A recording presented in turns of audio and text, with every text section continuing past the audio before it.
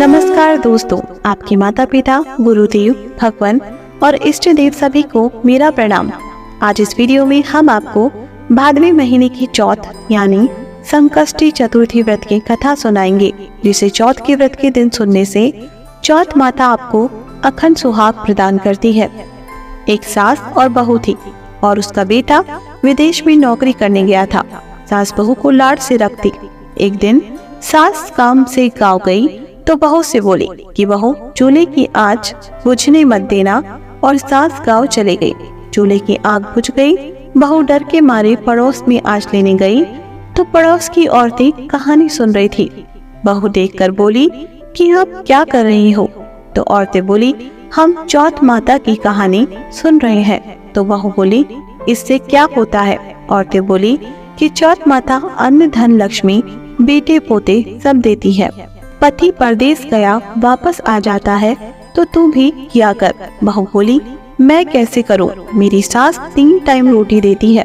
औरतें बोली कि 1 टाइम की गाय के बछड़े को दे दिया कर, दूसरे टाइम की उठाने में गाड़ दिया कर, और तीसरे टाइम की अपने लिए रख लिया कर, और चूरमा बनाकर जोत देखकर चौथ माता के भोग लगाकर चांद को अर्घ देकर खाना खाना। बहू बोली, ठीक है। ऐसा कहकर वह चली गई। आगे चौथ माता का व्रत आया तो उसने वैसे ही व्रत किया। चौथ माता ने सोचा, अगर सतयुग में परिणाम नहीं देंगे तो कलयुग में कौन मानेगा। चौथ माता सपने में पति को बोली कि घर जा, तुझे सब याद करते हैं।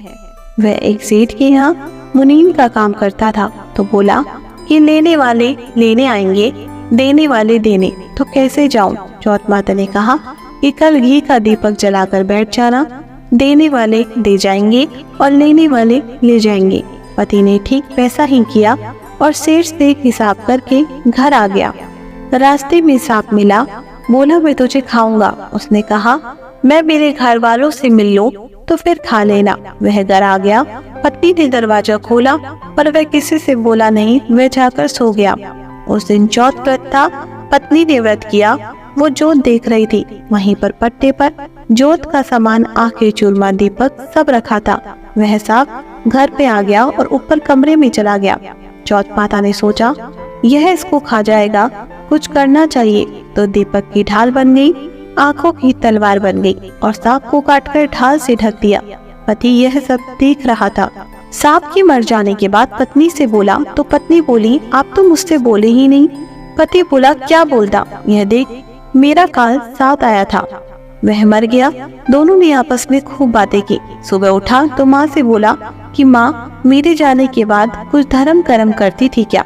माँ बोली, नहीं बेटा, तू था तब तो फिर भी मंदिर चली जाती थी, तेरे जाने के बाद तो कुछ भी नहीं किया। फिर उसने पूछा कि बहू से पूछो। माँ बोली, यह क्या करेगी? इसको तो मैं 3 समय खाना देती थी। बहू इशारे से बोली, करती थी। सास बोली, क्या करती थी?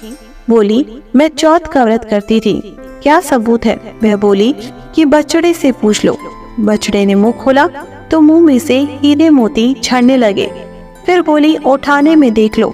उठाने को खोद कर देखा तो रोटी की जगह सोने चांदी हो गए। तीसरे बनिए से पूछ लो। बनिए की बात भी सही निकली।